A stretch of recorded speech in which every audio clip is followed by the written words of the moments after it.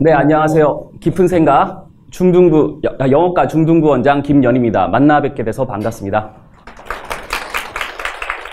먼저 영어과 전략 설명 좀 드리려고 합니다. 입시에는 두 가지 방법이 있죠. 플랜 A, 바로 정시 수능이 있고요. 플랜 B, 내신 수시가 있습니다. 고3 학생들이 얼마 전에 수능을 봤기 때문에 먼저 수능 관련된 말씀 먼저 드리면서 시작해 보도록 하겠습니다. 제가 신문을 좀 발췌해 왔습니다. 빨간 줄 위주로 좀 보시면 되겠고요. 2019학년도 수능 출제 경향을 좀 분석해 놓은 신문입니다. 영어 영역은 1등급 비율이 4.8에서 6.5% 수준으로 예측이 된다. 그리고 지난해부터 어렵게 출제됐다라고 써져 있고요.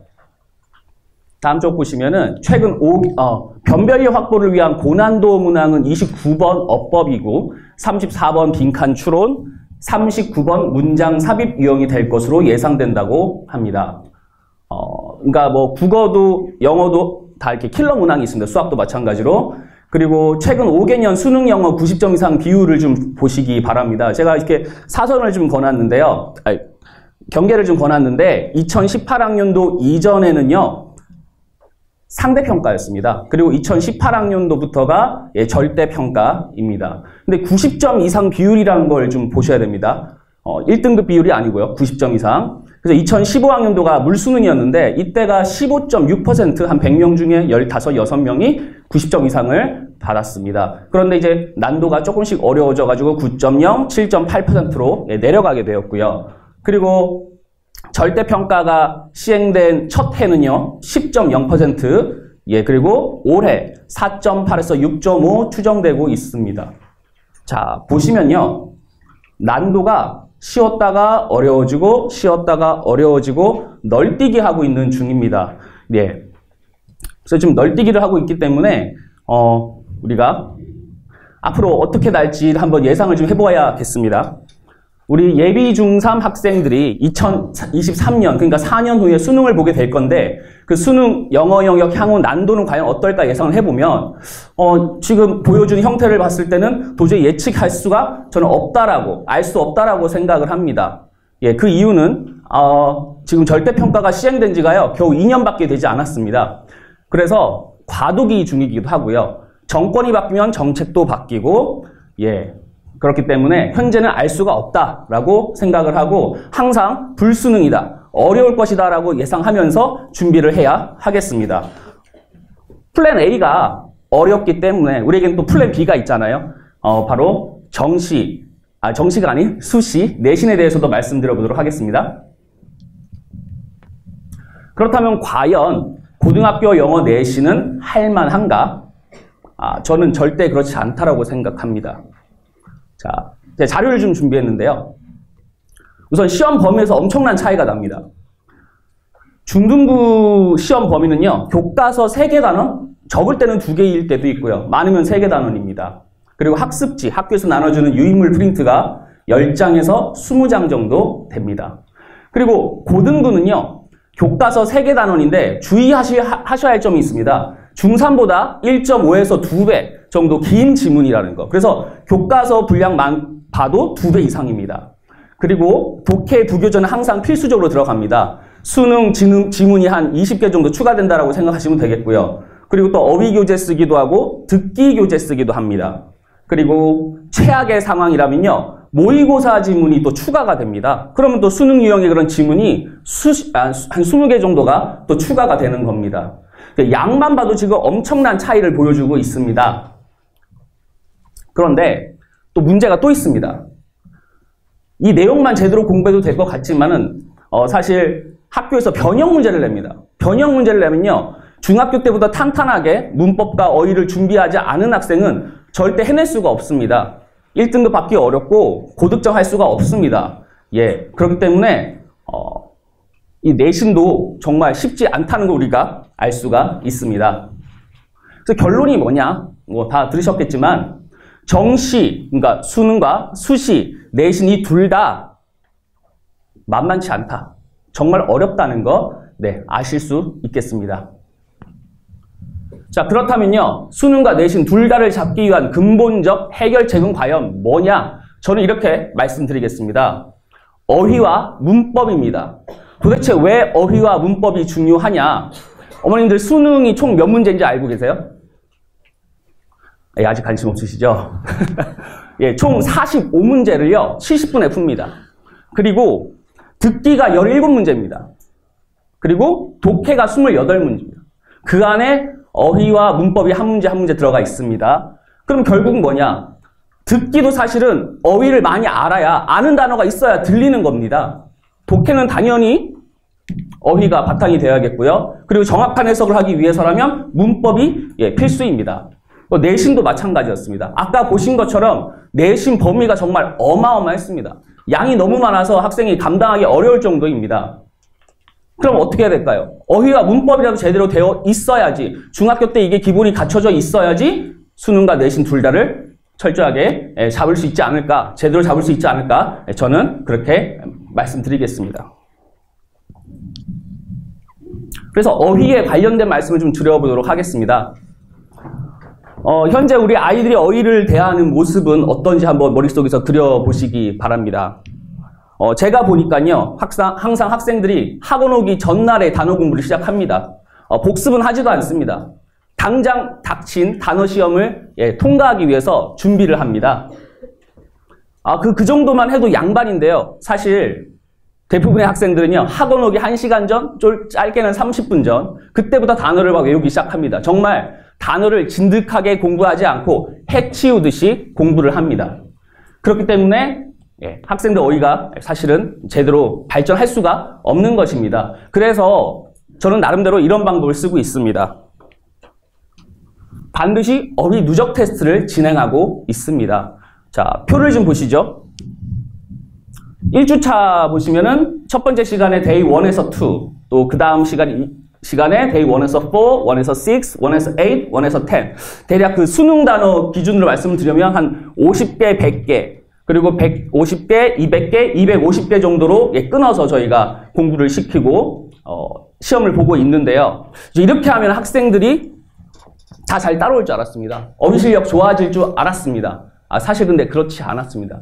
약간 그 계산창이 착오가 있었는데 이런 방법을 했더니 성실한 친구는 그럭저럭 해냅니다. 하자는 대로 따라오는데 사실 모든 학생이 다 성실하지는 않았습니다. 성실하지 않은 학생들을 어떻게 커버할 거냐 생각을 좀 고민을 해가지고 이런 방법도 시하고 있습니다.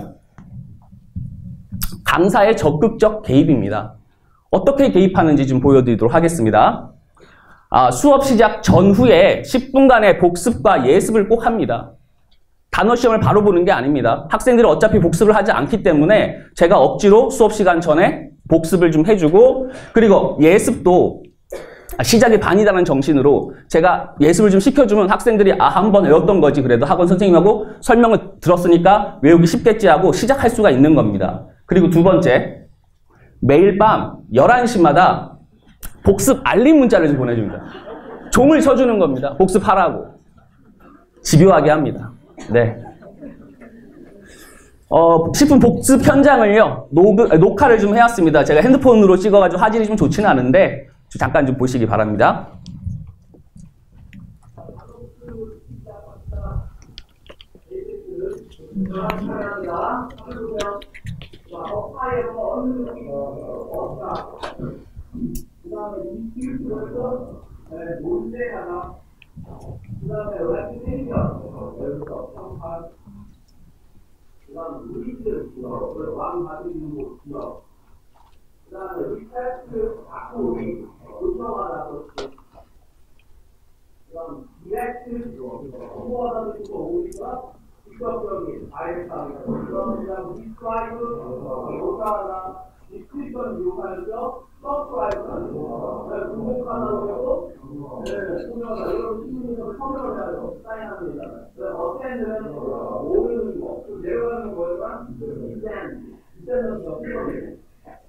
자, 이렇게 학생들하고 복습을 진행을 하면서 있는 단어만 맞추는 게 아니고요. 파생어라든지 반의어라든지 설명을 해주고, 명사형이라든지 이런 것들을 설명해주면서 공부를 시켜 나가고 있습니다. 자, 그리고요. 방학 중에는 항상 세 단어를 외웁니다. 수능 3단을 외우기 때문에 학생들이 힘들어합니다. 그래서 밤 11시마다 이렇게 어휘 복습하라는 독려 문자를 보내고 있습니다. 그냥 문자만 딱 보내기 좀 그래서 나름 그 학생들에게 동기부여도 좀 할 겸해서 좋은 문장을, 영어 문장을 써주고 해석도 써주고 그리고 이 내용들을 학생들의 삶에 좀 적용시킬 수 있게 제 나름대로 좀 이렇게 풀어서 학생들에게 보내고 있는데 학생에게만 보내는 게 아니고 어머님께도 함께 보내고 있습니다. 예, 좀 읽어보시면은 빨간색 줄 위주로 보시면요. 선택과 집중해야 하는 건 어휘와 문법입니다. 지금 11시에는 단어 복습에 집중해 주세요. 자, 곧 11시네요. 단어 공부 데이 31에서 36에 집중해 주세요 하고 저기 2018년 8월 7일에 제가 밤 10시 52분에 보낸 문자입니다. 예, 사실 이 문자를 처음에는 학생들이 보다가 시간이 지나니까 안 봅니다. 그래서 상처를 좀 받았는데 정말 감사하게도 어머님들이 이 문자 보시고 예, 학생들에게 자 복습해라. 지금부터 복습하자. 선생님이 얘기하셨지 않니? 하면서 거들어 주셨습니다. 거들어 주시는 덕분에 학생들이 공부를 할 수 있었고 복습하는 그런 습관이 형성될 수 있었습니다. 그리고요. 방학이 끝날 때쯤에 한 500개의 수능 어휘를 총 공부했었습니다. 그래서 총 점검 테스트를 진행을 했는데 그 결과를 학생과 어머님들께 이렇게 문자로 전송한 또 내역입니다. 날짜도 확인하시면 되겠고요. 중3에서 1등이 199개, 총 500개였는데 200개를 추려서 랜덤으로 추려서 시험을 봤습니다. 저 친구는 1등한 친구는 하나 틀렸고요. 그 다음에 2등은 197개, 3등이 195개, 4등이 193개, 5등이 195개, 응시생 25명, 총 6명 중 약 한 25%, 6명, 25%의 학생들이 190개 이상을 맞았습니다. 하고 정말 저는 되게 이 결과를 보고 벅찼습니다. 학생들이 이런 결과를 가지고서는 굉장히 큰 자신감을 느꼈을 거라 생각을 하고요. 예, 기대가 되는 그런 모습을 보여줘서 정말 기뻤는데 이런 식으로 계속 문자를 보내고 어휘를 독려했더니 좋은 결과가 나왔다. 제가 손을 좀 내밀고 학생들이 그 손 잡아주고 같이 뛴 결과라고 저는 생각을 합니다. 그리고 조금 더 학습 사례가 있어서 그렇게 문자 보내고 나니까 이제 학생이 저에게 감사하다고 문자를 좀 보내줬는데 항상 영어로 어려워하던 저에게 선생님을 만난 이후로 많은 것이 달라졌습니다. 영어 단어도 맨날 제시 보던 제가 정말 제시 맨날 봤습니다. 2학년 때. 근데 200개 중에 192개 맞게 해주시고 한 5등 아까 한 친구고요. 영어 문법을 모르던 저에게 중문필이란 마법의 도구로 중앙 문법은 어느 정도 알았다고 해도 과언이 아닐 정도의 수준이 되었습니다. 정말 감동적입니다. 이 문장 필력 좋지 않습니까, 어머님들? 예. 요 친구의 앞날이 정말 저는 기대가 되고요. 이런 감동적인 수업을 만들어 가려고 항상 노력을 좀 하고 있습니다. 어휘학습에 강사의 적극적 개입이 도대체 왜 필요하냐? 정말 간단합니다. 어휘가 가장 중요합니다. 영어에서 어휘 빼면 사실 뭐 시차라고 말할 수 있을 정도인데요. 어휘가 가장 중요한데 사실 많은 학원이라든지 또 가정에서도 어휘 공부를요 학생에게 일임하고 있습니다. 제일 중요한 건데 그냥 학생이 알아서 네가 해라, 네가 스스로 복습해라 말만 하고 개입을 하지 않고 있습니다. 그래서 저는 이 부분이 정말 무책임하지 않는가? 학생이 하지 않는데 계속 학생에게만 맡겨놓는 게 정말로 타당한 것인가? 라고 반문을 제기했고 행동으로 옮겼습니다. 그리고 중학생의 성실함과 의지력은요 아직은 약합니다. 약하기 때문에 제가 손을 내밀고 학생이 그 손 잡아주고 같이 뛰어야 됩니다. 그러면 할 수 있다고 저는 생각합니다. 자, 이제 문법 얘기 좀 드려볼까 합니다. 어휘가 학생들이 좀 하기 힘들어한 이유가 이제 귀찮고 의지가 부족해서라면요. 문법은 진짜 어렵습니다. 이 어려운 문법을 도대체 어떻게 잡을까 소개해 보겠습니다. 문법에 큰 그림을 그릴 수 있도록 해야 됩니다. 큰 그림을 그린다는 것은요. 문장의 구조를 좀 분석할 줄 알아야 되고요. 사품사 부하절에 대한 개념을 확실하게 이해하고 있어야 됩니다. 학생들은 그런데 늘 단편적으로 공부합니다. 마치 장님이 코끼리 다리를 만지듯이 이렇게 공부를 하는 것이죠. 그러니까 전체를 알지 못하면서 공부를 합니다. 실제로 시험 문제 내시는 학교 선생님들 다 전체를 알고 계십니다. 전체를 알면서 시험을 내시기 때문에 단편적으로 공부한 친구는 그 전체적인 구조를 모르면요. 틀릴 수밖에 없는 문제가 나오곤 합니다. 가끔씩은. 사실 하나를 안다는 것은, 작은 하나를 안다는 것은 전체를 알아야지 진정 하나를 아는 것 아니겠습니까? 그래서 문법의 큰 그림을 학생들이 보고 좀 문법을 공부할 때 위에서 아래로 내려다보는 시야를 가지도록 제가 좀 하고 있습니다. 그 다음 두 번째, 문법의 용어와 개념을 구구단처럼 암기를 시키고 있습니다. 수학에도 구구단이 있잖아요. 그거는 초등학교 1학년, 2학년 때부터 암기를 시작을 합니다. 하지만 영어에도요, 문법 용어와 개념이 구구단입니다. 근데 이 구구단을 암기하지 않으면서 수업을 들으니까 이해가 되지 않는 거예요. 부정사의 뜻이 뭔지도 모르면서 공부를 하니까 이해가 되지 않고, 이해가 되지 않으면 재미가 없습니다. 재미없으면 수업 안 듣죠. 손 놔버립니다. 그렇기 때문에 용어와 개념을 구구단처럼 암기하게 만들어줘야 됩니다. 제가 해보니까 한 짧게는요, 몇 개월 안에, 물론 마음 독하게 못 가는 친구들은요, 바로바로 외워서 한 120여 개의 그 용어와 개념을 익혀내는데, 그렇지 못한 친구는 3개월, 6개월, 길게는 1년 가는 것도 제가 봤습니다. 그래서 이 구구단을 반드시 매 시간마다, 아니 매 시간이 일주일에 한 번 정도는 반드시 시험을 보고 있습니다. 자, 여기 보시는 자료가 영어의 전반적인 모습, 그러니까 큰 그림입니다. 보시면요, 빨간 글씨 보시면 대부분 그 명사, 동사, 형용사, 부사로 되어 있는 거 보이시고요. 구와 절로 되어 있습니다. 이 개념을 학생들이 반드시 가지고 있어야 됩니다. 그리고 밑에는 12가지 문법 포인트인데요. 시중에 팔고 있는 모든 문법 교재의 목차가 대략 저렇게 나와 있습니다. 순서는 다르지만 저 내용들을 담고 있습니다. 또 보시면요, 다 명사, 동사, 형용사, 부사, 그리고 구와 절에 대한 공부라는 걸 아실 수가 있습니다. 그리고 실제로 저 부정사라는 공부를 하기 위해서도요, 먼저 명사, 형용사, 부사를 알면서 공부를 해야 됩니다. 그리고 구에 대한 개념을 알면서 해야지 이해가 되는 거고요. 그 다음에 관계사도 마찬가지입니다. 저 관계사가 관계를 맺어준다는 뜻의 그 접속사, 그리고 뭐 관계 대명사를 예를 든다면 대명사의 개념을 알고 있어야, 그러니까 접속사와 명사의 개념을 또 알고 절에 대한 개념을 알아야 이해가 되는 거거든요. 이게 문법의 큰 그림입니다. 이 문법의 큰 그림을 학생들에게 계속 암기하게 하는 겁니다, 어머니.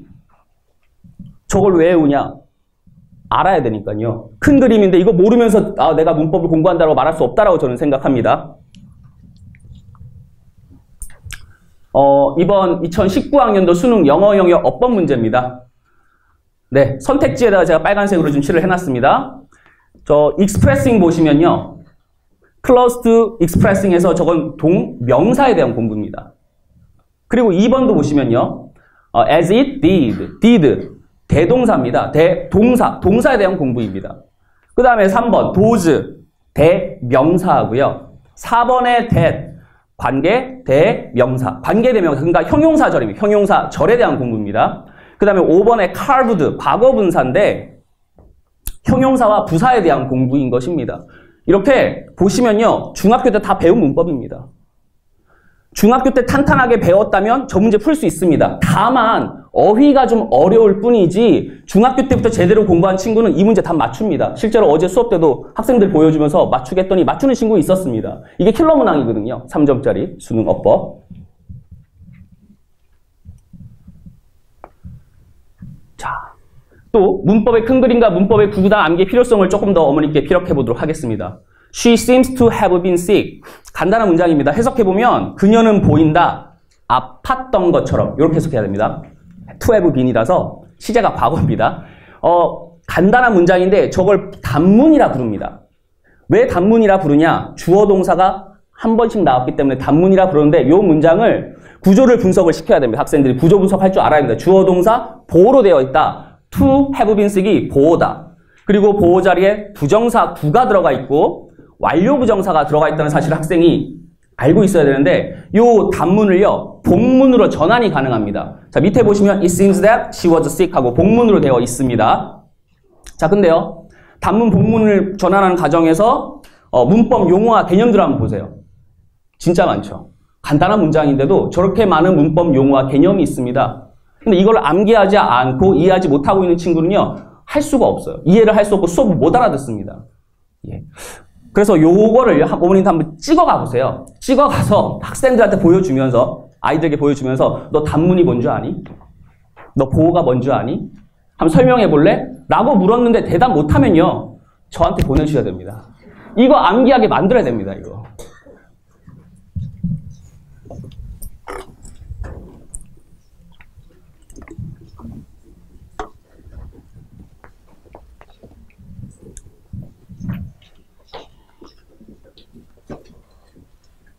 자, 넘어가겠습니다. 또 큰 그림과 문법의 구구단을 익히지 않은 학생의 사례입니다. 네, 이제 이 친구들도 예비 중3인데요. 초반에 이제 예비 중학교 2학년이었을 때 시험 본 내용입니다. 이 학생들이 지금 학교에서 내신 나름대로 내신 점수가 90점 이상 늘 나오는 그런 실력이 괜찮은 친구인데요. 문법을 제대로 배우기 전에 분석한 내용을 좀 보시면 The earth moves around the sun 이 문장을 저렇게 주어, 동사, 목적어로 분석을 해놨습니다. 일리는 있어요. 목적어가 을에 해당하거든요. 우리말로. 지구는 움직인다. 태양 주변을. 그래서 이 친구가 목적어라고 분석을 한 겁니다. 이 친구만의 실수가 아니고 밑에 있는 친구도 똑같은 실수를 했었습니다. 그래서 삼형식을 적어놨는데 문법을 계속 그 감으로 해석에 의존해서 공부하다 보니까 정확성이 없이 공부하다 보니까 저런 실수를 범하는 겁니다. 이거를 잡아가는 게 바로 문법입니다. 정확하게 공부해야 됩니다. 이제는 감으로 해서는 안 되는 그런 이제 입시에 바로 앞에 와 있기 때문에 저렇게 정확성을 공부해야 합니다. 그리고 1년 이상 문법의 구구단 그리고 문법을 제대로 익힌 학생의 사례를 좀 보여드릴까 하는데요.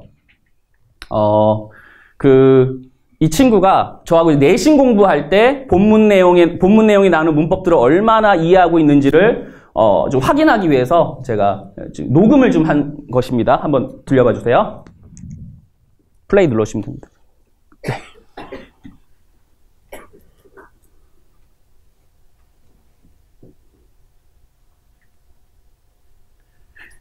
네.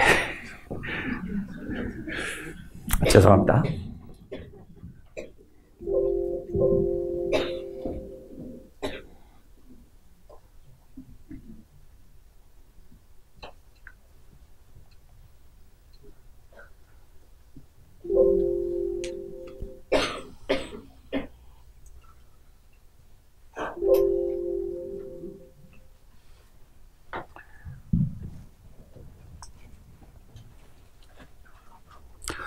학생들하고 내신 기간에는요, 제가 인원이 많지 않습니다, 학생들이. 그래서 가능하면 1대1로 좀 보면서 문법을 정말 알고 있는지, 교과서 내용의 핵심 문법 외에도 그 주변에 있는 문법도 알고 있는지 항상 물어보는 수업을 하고 있습니다. 그걸 좀 녹음한 것입니다. 들어보시기 바랍니다. 알타이프 같은 건 무슨 대명사? 원법은? 부정은 강조. 강조 부분 꼭 있어야 돼, 없어도 돼? 네, 없어도 돼요. 맞으세요. 그죠? 어떻게 돼요? 알타이프로는? 내가 문법 직접 이렇게 가면 겁니다. 그 다음, 알코올 등이 또 하는데, 데이싱이 아니고, 스토케미지, 설명 안 하고요. 식당에 뭐 쓴다고 그랬죠? 동명사만을 뭐 씁니까? 목적어, 공책했고, 목적어로. 자, 동명사만을 목적어로 쓰는 동사가 말고 형태는. 자, 여기까지만 들려드릴게요. 들어보시니까 문법 용어 굉장히 많이 나오죠. 이거는요, 내신 때 한다고 되지 않습니다. 방학, 이번 겨울방학, 그리고 방학이 끝나고 내신 대비 시작하기 전인 정규 수업 때 만들어져야 되는 겁니다. 이 만들어진 내용을 내신 때 다시 한번 확인하는 것이지 내신 때 반짝한다고 절대 되지 않습니다. 그리고 반짝한 건요, 어머님도 아시지 않습니까? 항상 포맷됩니다. 일회성입니다, 그건. 계속 방학 때 큰 그림 보여주고 그 문법의 용어와 개념을 암기했는지 확인하고 이런 작업을 통해서 실력이 향상될 수 있는 것입니다. 그렇다면 과연 깊은 생각 영어는 무엇을 해줄 수 있는가? 스스로 만들지 못하는 어휘 복습의 습관을 만들어 주겠습니다. 그 다음 두 번째, 문법의 큰 그림을 볼 줄 알게 하겠고요. 영어의 구구단을 반드시 암기시켜 놓겠습니다. 그리고 어휘 문법의 베이스 빌드업을 통한 자신감을 세울 수 있도록 하겠습니다. 깊은 생각 영어과 중등부 소규모 설명회가 있습니다. 그래서 저에 대해서 조금 더 궁금하시고 저희 학원의 커리큘럼이라든지 수업 과정에 대해서 궁금하시면 11월 29일 목요일 깊은 생각 본원 건물 2층 201호로 와주시면 감사하겠습니다. 네, 여기까지 말씀드리겠습니다. 감사합니다. 반갑습니다. 김성호입니다. 자, 이제 오늘은 예비 중3인데요. 이 매년 하면 어머니들 마음이 좀 다르신데요. 예비 중일 설명회를 하시면 어머니들이 꿈과 희망에 가득 차 있습니다. 예비 중일 설명을 하면요, 어머니 약간 지치셨어요. 이 자유학기제 때문에 우리 아이가 그러다가 이제 예비 중3 설명을 하면요, 갑자기 어머니 시선이요, 중3으로 가는 게 아니라요, 중3을 건너뛰어서 이제 고등학교가 갑자기 훅 들어옵니다. 그래서 지금 기말고사 좀 보고 있잖아요. 보려고 준비 중입니다. 어떻게 아이들 좀 수학 좀 잘 하나요? 예, 이번 기말고사가요, 중학교 1, 2, 3학년 시험 중에 제일 어려운 시험일 거예요. 그 닮음이 좀 만만치 않고요. 여기가 무너지면요, 고등학교 올라가면은 그 얘기는 많이 들으셨죠? 고등학교 시험 많이 어려운 거. 저만 듣나요? 예, 고등학교 시험 문제 풀 때 여전히 도형 문제는 걸립니다. 그때 닮음이 안 되잖아요? 그럼 이게 언제까지 발목 잡힐 일이냐면요, 당장 고1이 아니고요, 이제 고2, 현대치로 따지면 미적분 2 있잖아요? 거기까지 그림만 나왔다면 아이들은 일단 별표 치기 시작합니다. 그래서 이제 마지막 남았는데요, 그 수학이요, 항상 수능 체계가 바뀌면 제일 많이 변화되는 게 수학입니다. 그래서 이제 중3을 넘어 벌써 고등학교까지 시선이 가 계신데요. 그럼 그 고등학교를 좀 잘 넘어가기 위해선 중학교 3학년 1년 동안 공부를 좀 잘해야 됩니다. 그래서 그 공부를 좀 하기 위해서 어머니들이 좀 공부를 하셔야 돼요. 오늘은 그 공부를 좀 하시자고 이렇게 좀 모인 거고요. 그래서 예비 중일, 예비 중이 설명회보다 조금 더 대입이 도대체 어떻게 바뀌었는가, 그걸 좀 알고 계셔야 돼요, 많이. 그래서 조금 시간이 길어질 수 있어요. 하지만 참으셔야, 예, 참으셔야 좀 아이들이 할 거고요. 그리고 올 한 해 좀 고생하셨는데요, 내년 한 해부터는 어머니들이 가장 아이를 공부시킬 때 제일 많이 필요한 덕목이 있어요. 뭘 것 같아요? 인내입니다, 인내. 우리 아이를 보면서 한번 꼭 참아야 되는 인내. 자, 그래서 일단 오늘 얘기를 좀 시작하는데요. 예, 일단 중학교, 오늘 얘기는요, 중학교에서 변화, 그리고 고등학교에서의 변화, 교과서의 변화, 수능, 그리고 마지막 어떻게 공부할 것인가, 여긴데요. 어머니 제일 많이 보셔야 될 건 어디냐면요, 수능 얘기입니다.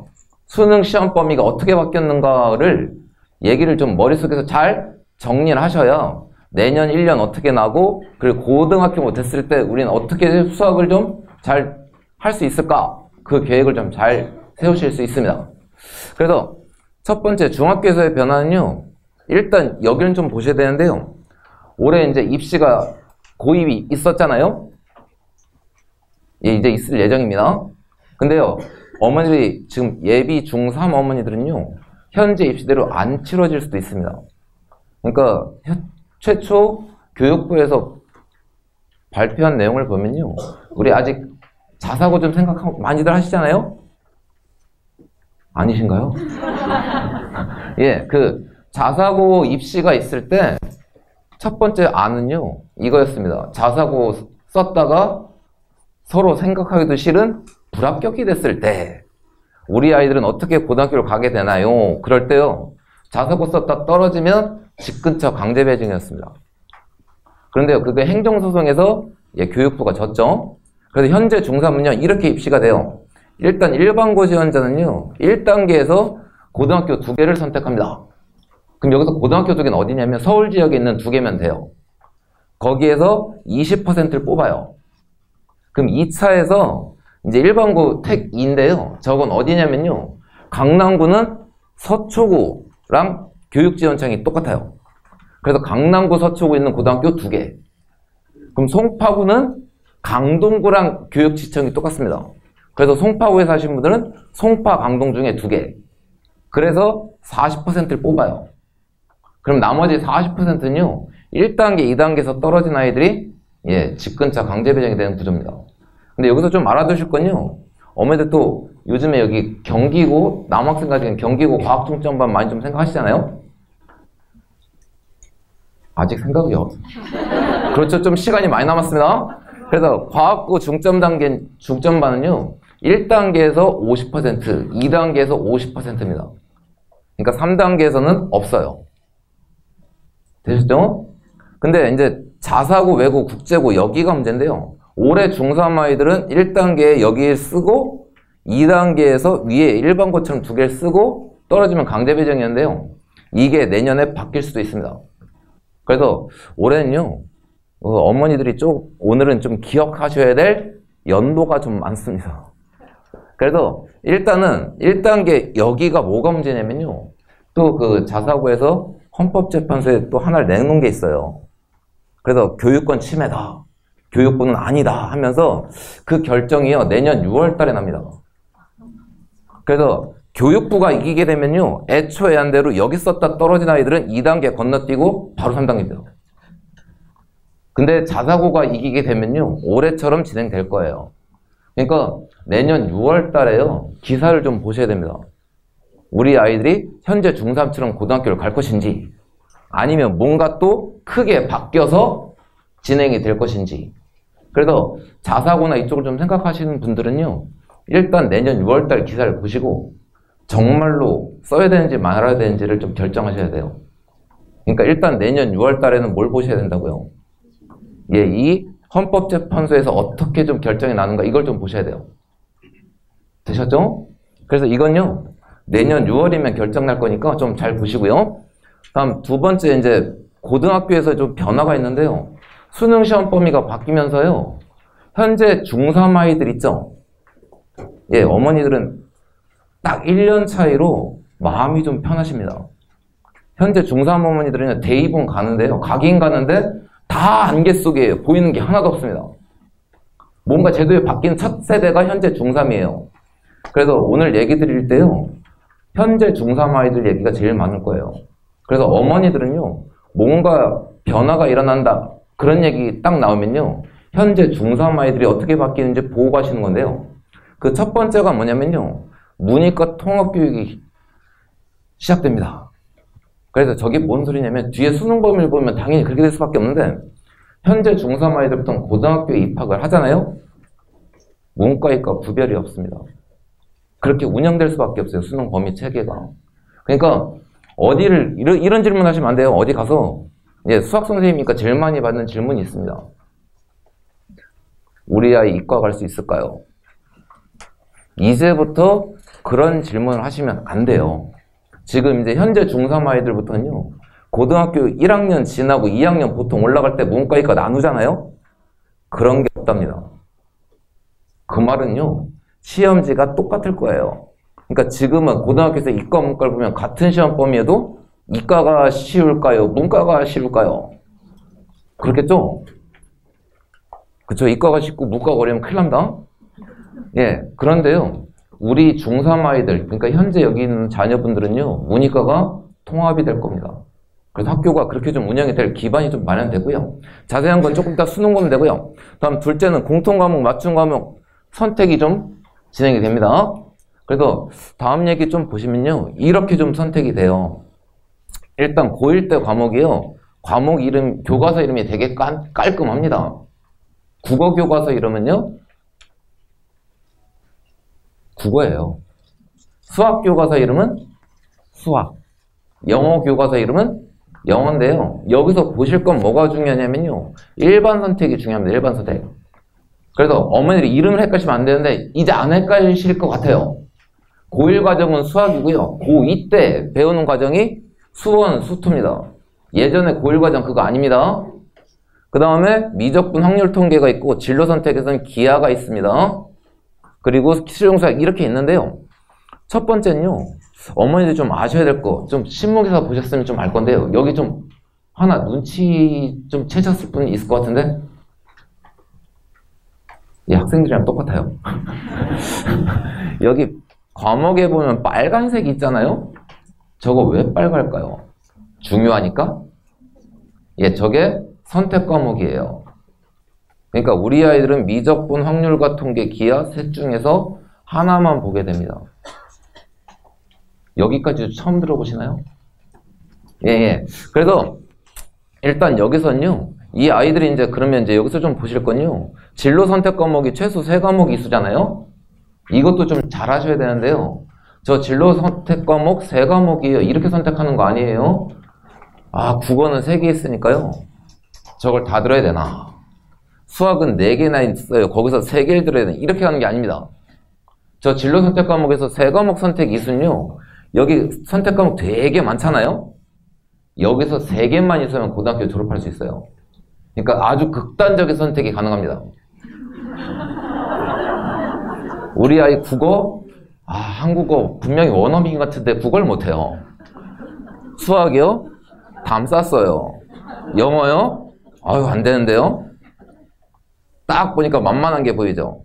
왠지 외우면 될 것 같아요. 그러니까 이 3개를 들 거예요 하면 고등학교 졸업이 될까 안 될까요? 됩니다. 그러니까 저 선택 과목 3과목 이수란 게 여기 중에서 아무거나, 여기서 이러진 않겠잖아요. 물리 2 뭐 이런 거 하지 않겠잖아요. 저거 3개, 저 과목 중에 3개만 선택하면 돼요. 고등학교 졸업은. 근데 문제는 우리가 고등학교 졸업하자고 이걸 하는 게 아니잖아요. 대학교에서 가만히 냅두진 않을 겁니다. 여기 되셨죠? 그래서 좀 이따 다시 와야 돼요. 우린 예비 중3이어서 이 표를 다시 한번 봐야 됩니다. 그래서 현재 여기까지가 있고요. 그래서 고등학교가 일단은 내용이 변화되는데요. 다시 한번 말씀드릴게요. 과목 이름을 좀 다시 외웁니다. 1학년이 이름이 수학이고요. 일반 선택이 수학원, 수학2, 미적분, 확률통계예요. 여기까지 마시면 돼요. 근데 여기서 좀 문제가 생기는 게요. 이제 예비 중3이니까 좀 자세히 좀 얘기 드리면요. 수학은요, 몇 학년 때 배울까요? 고1 때 배우는 게 확정입니다. 그럼 여기서 수원, 수투는 몇 학년 때 배울까요? 고2입니다. 그럼 나머지가 문제예요. 미적분, 확률통계, 뭐 기하를 한다고 했잖아요. 선택을. 이 3과목은 언제 배울까? 예, 교과과정상으로 가면 고3 때 배우는 게 정상입니다. 하지만 이 동네가 그대로 가진 않잖아요. 그래서 지금 중3 어머니 좀 깝깝한 건요, 이걸 현재 알 길이 없습니다. 언제 배울지. 그래서 어머니들은 자녀분을 딱 1년 차이로 좋은 타이밍에 낳으시는 건데요. 이 미적분, 확률통계 이런 과목이 있잖아요. 이런 과목을 언제 어떻게 배울 건지는요, 언제 결정나냐면 현재 중3 아이들이 내년이면 고1 되잖아요. 그럼 걔네가 고등학교 입학합니다. 그러면 3월달이 되면요, 각 학교별로 저 나머지 3과목 있죠. 미적분, 확률과 통계, 실용수학, 아니 기하, 이걸 몇 학년 때 배울지 고1 3월달 입학하면요, 학교별로 가르쳐줘요. 그래서 지금도 보면 난리가 아닙니다. 어떤 학교는요, 고2 때 수학 1에다가 수학 2를 1학기 때 끝내면서 2학기 때 미적분을 나간 학교도 있고요. 어떤 학교는요, 수학 1, 수학원 1학기, 수학 2, 2학기. 어떤 학교는요, 수학원에 확통 나가고 2학기 때 수학 2. 학교마다 진도가 다 각각입니다. 그래서 저걸 좀 지금 말씀드리는 건요, 내년 이맘때 되면 일반고라도 원서를 쓰셔야 되잖아요? 그때요, 좀 그 정보를 좀 알고 계셔야 돼요. 저 학교가 고2 때 어디를 가르치는지를 좀 알고 있어야 뭐가 좀 되냐면요, 저기서 아주 특이한 학교가 있어요. 현재 고1도 그런데요, 단대부고가 진도가 매우 특이합니다. 단대부고가 고1 때 나가면요, 수학을 나가잖아요. 수학을 나가는데요, 다른 학교는 앞단원부터 쭉 해서 끝까지 가요. 단대부고는요, 수학이 동시 진행입니다. 선생님이 2명 있어서 한 명은 앞단부터 나가고요, 한 번은 도형의 방정식부터 나가기 시작합니다. 이 말이 뭘 뜻하는 거냐면요, 그런 특이진도 학교를 가잖아요. 그렇게 나간 학교가 현재 단대부고 하나밖에 없어요. 그 말은 뭔 뜻일까요? 예, 고등학교 가면요, 학원의 도움을 받기가 매우 힘들어집니다. 원체, 그러니까 저희 학원도 이제 단대부고반이 생길 건데, 그런 특이반이 아니고 나선 일반 학원을 다니기가 매우 힘든. 그래서 요 과목을 어떻게 학교에서 배정하고 있다 했죠. 이것도 내년에 고등학교 1번고를 쓸지라도 염두에 두시면서 가셔야 돼요. 되셨나요? 예. 그래서 그런 게 좀 있고요. 다음 얘기로 가면요. 그래서 일단 고1에 수학을 배우는데요. 1, 2, 3, 4 이렇게 나가잖아요. 여기서 좀 하나만 좀 말씀드릴 건요. 이거 단어 외우는 거 아니고요. 계속 사진 찍으시는데 집에 가면 보긴 하시나요? 그렇다고 뭐 자녀분들에게 너 이거 알아 그렇게 하실 것도 아니잖아요. 여기서 좀 주의사항만 좀 익히시면 되는데요. 이 수학이라는 과목이요. 고1 통권이에요. 교과서가. 근데 학원들 보면 뭐 수학상, 수학하 이렇게 얘기해 주잖아요. 그게 편의적으로 나눈 겁니다. 그래서 꼭 하나 기억하실 건요. 수학상이면 이렇게 총 6단원이 있는데 저게 교재를 보면 교재마다 나누는 구간이 달라요. 일반적으로는요. 도형의 방정식까지가 수학상, 여기서부터가 수학합니다. 근데 이게 교재별로 보면 항상 마음에 안 드는 책이 있는데 어머니는 상당히 좋아하는데 저는 개인적으로 매우 마음에 안 드는 책이 있습니다. 정석입니다. 교과서가 바뀌면요. 바뀔 때마다 교과서 순서를 지켜준 적이 단 한 번도 없어요. 그냥 자기들 마음대로 만들어도요. 다 봅니다. 예, 근데 그 정석으로 공부하면요. 수학상이 방정식과 부등식까지예요. 그리고 시중에 보면 또 수학의 셈이라는 책이 있는데 그건 되게 애매합니다. 도형의 방정식이 총 4단원이 있는데요. 그 중에 2단원까지가 상이에요. 이게 왜 중요하냐면요. 상담할 때 혼란이 일어나요. 저희 학원은 상이면 도형의 방정식까지고 보통 일반적인 책들이 그 다음 4번, 5번, 6번이 하가 되는데요. 어머니 상담하러 오셨는데 수학 상까지 했대요. 그래서 올해도 그런 일이 있었는데 수학 상까지는 잘하다가 수학 하가 되니까 아이가 어렵다고 한대요. 그래서 저는 당연히 상이면 여기까지 알고 여기를 딱 보면서 하하 얘가 여기 함수화 그래프를 어려워하겠구나 라고 생각했는데 알고 보니까 그게 아니었어요. 나중에 보니까 정석으로 공부했대요. 그 말은요 여기까지는 좀 했는데 여기 도형의 방식부터 무너졌다는 소리거든요. 그러니까 어제 상담 가실 때요 수학상까지 하셨어요. 이러시면 큰일 납니다. 수학상은요 여기 1번, 2번은 상 확정이고요 4, 5, 6번은 하가 확정이에요.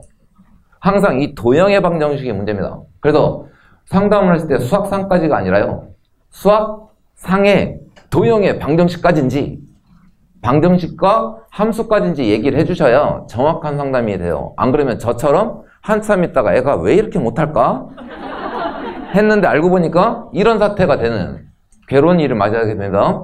그 다음에 수학 1은요 이 책이 또 만만치가 않습니다.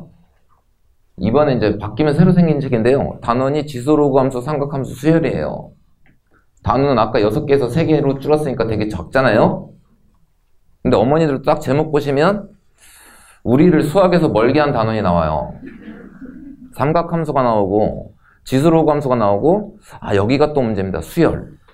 수열은요 지금 아이들 도형 좀 어려워하잖아요.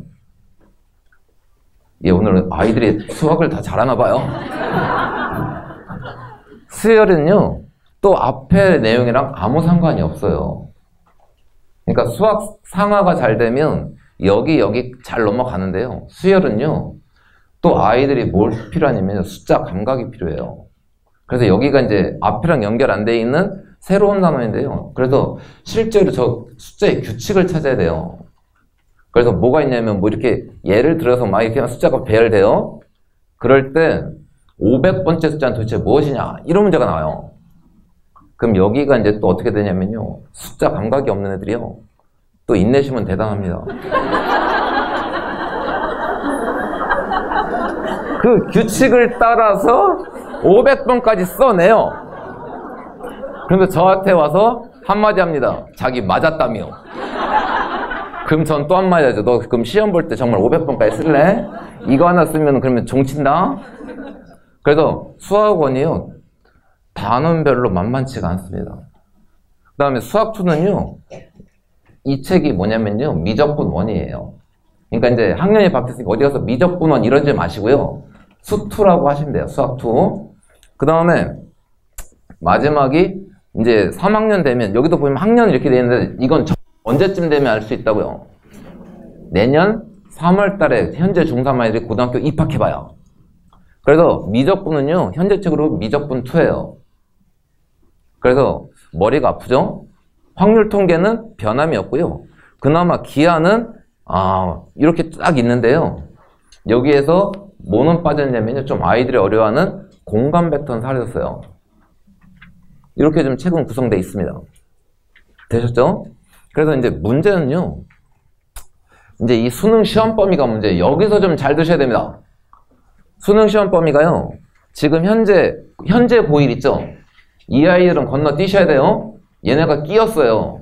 교과서는 바뀌었는데 수능 체계는 현재 고2, 고3이랑 똑같아서요. 딱 1년에 좀 기형적인 체계고요. 올해 지금 이제 고3 수능 끝났잖아요. 이 체계랑 비교하셔야 되는데요. 일단 첫 번째 보실 게 수학 가가 이과하고 수학 나가 문과잖아요. 아직 뭐 문과에 관심 없으시죠? 이과를 보면요, 미적분투 확통 기백이 시험 범위였습니다. 현재 고2까지. 잘 좀 보셔야 될 건요, 우리 아이들은 수능 체계가 좀 바뀌어요. 그래서 공통으로 수원, 수투를 봐요. 그리고 확통, 미적분, 기하를 셋 중에서 하나를 선택해서 봅니다. 여기까지는 좀 들어보신 적 있죠? 그러면 첫 번째 뭐가 문제냐면요, 우리 아이들은 이과 갈지 문과 갈지 이제 그런 거 질문하면 안 된다고 했잖아요? 그럼 여기서 볼 거 수원, 수투가 공통입니다. 그리고 확통, 미적분, 기하 중에 하나만 하는 거예요. 그럼 대체로 경향성이 어떻게 날 거냐면 문과에 있는 대학교 갈 아이들 있잖아요? 걔네가 미적분이나 기하를 하는 무모한 짓을 하진 않아요. 걔네는 다 어디로 갈까요? 확통을 대학을 갈 겁니다. 그럼 이과 아이들은 어디로 많이 몰릴까요? 여기서 또 기하를 하려면 미적분도 할 줄 알아야 되고요. 공간 감각도 있어야 돼요. 평면도 안 되는 우리 아이들이 공간까지 가야 됩니다. 그런 무모한 짓을 감행할 것 같진 않아요. 그럼 이과는 대체로 여기서 우리 아이들이 문과, 이과 구별이 없고 대학교 진학할 때 있잖아요. 이과 쪽 계열을 간 애들은 미적분이 대체로 많이 몰릴 거라 예상이 돼요. 그럼 여기서 좀 첫 번째 아실 건요, 현재 이과생하고 수학 공부량이 어떻게 될까요? 현재 이과생은 요거는요, 지금 딱 요만큼만 보는 거예요. 그러면 수원, 수투랑 확통, 미적분, 기하, 여기가 이 위에 거보다 훨씬 어렵겠잖아요?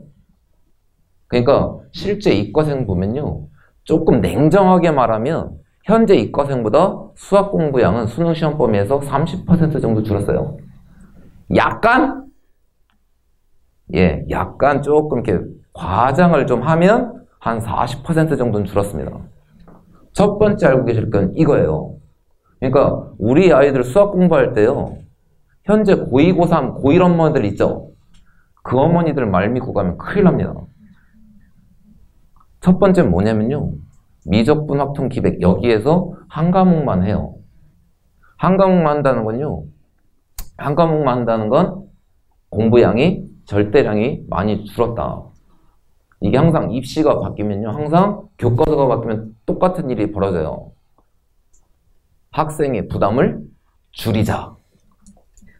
그래서 아마 이 정도가 좀 되고요. 근데 여기서 또 문제 하나가 발생하는 게, 그럼 얘네가 뭐냐면요, 이제 입시제도를 바뀌어 가잖아요. 또 하나 기억할 숫자가 있습니다. 이제 현재 중3 아이들이 나이를 먹고 학년 올라갈수록 이 대입제도가 하나하나 어떻게 진행될지가 밝혀져요. 그럼 그때마다 현재 고3, 고1, 이렇게 외울 수는 없잖아요. 그래서 하나 숫자를 꼭 외우실 게 있는데요. 어머니들은 필히 외우셔야 돼요. 뭐냐면요, 2022 학년도, 이 연도를 기억하셔야 돼요. 2022 학년도 이렇게 말할 때 그 학년도는 뭐냐면요, 2022년도에 대학교 1학년이 되는 애들이에요. 그러면 수능은 언제 일어날까요? 그래서 신문 기사 볼 때 뭔가 대입이 바뀌었다 뭐 이렇게 나오잖아요. 그럴 때 꼭 보실 건 22학년도 이렇게 써있는 기사를 보면요. 그게 우리 아이 얘기다로 이해하셔야 돼요. 그래서 일단 첫 번째 여기까지 좀 보시면요. 어머니들 이제 그러면 여기서 이제 이렇게 해서 이렇게 줄었는데 첫 번째 그러면 수학하면 항상 걱정되는 게 있잖아요. 선행? 과연 우리 아이 선행을 해야 될까 말아야 될까? 예, 저는 굳이 선행을 빨리 할 시기는 끝났다라고 생각합니다. 그러면서 이제 어머니 또 걱정한 게 있어요. 그러면 아까 고3 때 무슨 기하를 배우고 뭘 배우고 한다는데 그거 성적 딸려면 선행 나가야 되는 거 아닌가 하시는데요. 다시 한번 좀 앞으로 좀 돌아가서 좀 보시면요. 이게 어머니들이 신문 기사를 좀 잘 보셔야 되는데요. 여기서 좀 보실 게 있습니다. 일반 선택이 있고 진로 선택이 있잖아요. 신문 기사에 잘 안 보셔서 그런데요. 그 고등학교 가면 고1 수학 되게 어렵다고 하잖아요. 중학교 때 수학 시험 잘 보던 애들 있잖아요. 90 몇 점 막 그렇게 봤던 애들. 갑자기 앞자리가 막 이상해져요. 막 5자, 막 6자 막. 곧 닥칠 현실이 될 수 있어요. 고등학교 시험이 갑자기 중학교보다 왜 어려워질까요? 제가 너무 어렵게 말했나요? 중학교는요, 절대평가예요. 그래서 올해 무슨 일이 있었냐면요, 제일 쉬운 학교가 하나 있었습니다. 휘문중학교. 3학년 1학기 시험이 되게 쉬웠는데요. 얼만큼 쉬웠냐면 저희 학원이 1레벨이 제일 잘하고 이제 7레벨이 제일 못하는데 6레벨 평균이 몇 점일까요? 휘문중학교 댕긴 아이들. 94였습니다. 그만큼 쉬웠어요. 이제 그 여파로 이제 기말고사가 좀 어려웠죠. 예, 중학교는요, 내신이 절대평가예요. 그러니까 A, B, C 나오는데요. 심지어 A가 적잖아요. 참 엄마들이 뭐라고 또 합니다. 그래서 절대평가일 때 제일 안 좋았던 게 어디냐면요. 그런 기억이 있습니다. 상대평가 넘어오기 전에 여기 동네 은광여고 아시죠? 은광여고가 절대평가 시절에 수학이 100점이 몇 명 나왔냐면요. 149명 나왔어요. 그러니까 1점 감점에서 99점 맞으면 등수가 150등 아찔합니다. 근데 그때는 절대평가였어요. 그러니까 학교에서는 무조건 90 이상 맞는 게 중요해요. 그런 폐해 때문에 상대평가로 바뀌었는데요. 일단 여기서 보실 건요. 어머니 잘 모르시는 거 있어요. 일반 선택은요. 고1 공통과목과 일반 선택까지는요. 상대평가예요. 상대평가면요. 무조건 학교 시험이 어려워야 돼요. 이유는요. 1등급이 4%잖아요. 그럼 100명이면 몇 명 나와야 될까요? 4명이 정상인데요. 시험이 조금 쉽잖아요. 그럼 동점자가 나와요. 그럼 최악은 어떻게 되냐면요. 그것도 또한 몇 년 전에 휘문고등학교에 있었는데요. 휘문고등학교 학교 시험을 조금 쉽긴 했어요. 그랬더니 1등급 컷이 몇 점인지 아십니까? 100점이었습니다. 그런데 거기서 조금 더 아찔했던 게 뭐냐면요. 100점짜리가 한 명만 다 나왔으면요. 더 나왔으면 휘문고등학교에서 1등급이 사라질 뻔했어요. 동점자가 다 100점이면 등수가 1등 지키는 게 아니에요. 중간 석차를 내서 그게 4%에 들어가야 돼요. 고등학교 시험 왜 어려운지 아시죠? 무조건 어려야 되면. 그러니까 그렇게 좀 여기까지는 되는데요. 진로 선택 과목은요. 그런 상대평가가 아닙니다. 진로 선택 과목은요. 절대평가로 진행돼요. 그러면 학교 선생님 입장에서 보면 절대평가인데요. 학교 평균을 30점 만들어요. A가 없어요. 큰일 납니다, 이거. 그러니까요. 진로 선택 과목은 절대평가니까요. 저기를 미리 나가실 필요도 없고요. 그리고 학교에서도 그렇게 힘을 내진 않아요. 실제로 재작년에 경기고에서는요. 일반고에서는 심화 수학을 안 하게 되는 게 맞는데요. 자기소개서에 쓰기 위해서 심화 수학을 가르쳤어요. 근데요. 한 학기 동안에 딱 2단원 나갔어요. 한 단원으로 중간고사, 한 단원으로 기말고사. 그게 쉬웠을까요? 어려웠을까요? 예, 그거 패스페일이 되게 중요하니까 자소서에 이걸 들었어요. 흔적만 남기면 됐거든요. 그러니까 저런 과목에서 학교에서도 힘을 내지 않습니다. 그러니까 일단요. 진로 선택 과목 때문에 선행을 더 나가야 된다. 이런 생각은 지우셔야 돼요. 됐죠? 그래서 다시 좀 가볼게요. 예, 좀 제도 때문에 좀 많이 길어지고 있는데 그래도 알고 계셔야 됩니다. 그래서 첫 번째 여기서 말하는 건요. 공통 과목하고 여기 있으면 공부 과목이 좀 줄었다. 그 말은요. 고2, 고3 어머니들 말 따라가면 큰일 납니다. 실제로 저희 학원 고등부 커리큘럼도 상당히 많이 바뀌었어요. 현재 중3 아이들부터. 그러니까 고1 1레벨 보면요. 작년까지만 해도 선행이 장난이 아닙니다. 겨울방학부터 시작하면요. 학기 중에 시험 대비 딱 한 달씩 있잖아요. 그때 빼고는 다 선행이에요. 그러니까 현재 고3 아이들 1레벨 때 그랬어요. 그래서 뭐부터 나가냐면 미적 1부터 해서 기하백타 확통까지 해서 고1 때 다 끝냈습니다. 그건 이제 그 아이들 이야기고요. 현재 중3 아이들부터는요. 1레벨도 학기 중에는 선행이 없어요. 그렇게 나가도 돼요. 심지어는 겨울방학, 여름방학만 선행했고 3월달부터는 몽창 다 내신 대비입니다. 3월달에 내신 공부하고 3월 말부터 4월달 한 달 동안 내신 문제 열심히 풀고 1학기는 그렇게 진행돼요. 1레벨 주차도. 그러니까 여기서 좀 말씀드리는 건요. 이 수능 체계가 바뀌었다는 거 있잖아요. 저게 의미하는 바가 뭐냐면요. 더 이상 선행 게임이 아닙니다. 얼마나 내실을 다지고 있는가. 심지어는 저는 이렇게도 얘기 드려요. 고1 끝날 때까지요. 저 수원수도 다 못 봐도 돼요. 고1 때까지 수원만 봐도요. 고2 올라가는 겨울방학 그때 해도요. 수능진도 끝낼 수 있습니다. 그런 정도가 저 수능시험 범위예요. 그리고 또 하나는요. 여기서 좀 알고 계실 게 그럼 여기가 공통이고요. 여기가 선택이잖아요. 예전에 이과시험제가 저런 적이 있었습니다. 공통 과목이 있고 이과생 전체가 그래서 선택하는 그런 과목이 있었는데요. 그때는 25문제가 공통이고요. 5문제가 선택이었어요. 그럼 그때는 그러면 과목별 난이도가 다르잖아요. 선택이. 여기도 좀 물어보면요. 확통 미적이 있어요. 누가 어려울까요? 예, 미적이었습니다. 그러면 저 난이도별로 예, 점수가 좀 들쑥날쑥합니다. 그래서 그 당시 이과생들이 선택 과목 봤던 때가 있었다고 했잖아요. 그때 보면요. 수학 성적 내는 식이 되게 복잡해요. 막 이만큼이 됩니다. 이만큼이. 그때 그래서 그 식을 딱 보면요. 선택 과목을 잘 보고 공통 과목을 잘 보고 이럴 수 있잖아요. 공통 과목 잘 본 아이가 성적이 잘 나올까요? 선택 과목 잘 본 아이가 성적이 잘 나올까요? 예. 같은 80점을 맞아도요. 공통 과목 점수가 높은 아이가 표준 점수는 훨씬 높이 나와요. 근데 이제 그럼 우리 아이들은 도대체 얘가 몇 문제, 얘가 몇 문제, 그러면 어느 정도 성적이 나올까? 그 식이 있잖아요. 그 식이 언제 나오냐면요. 이 죄 없는 현재 중3인데요. 예.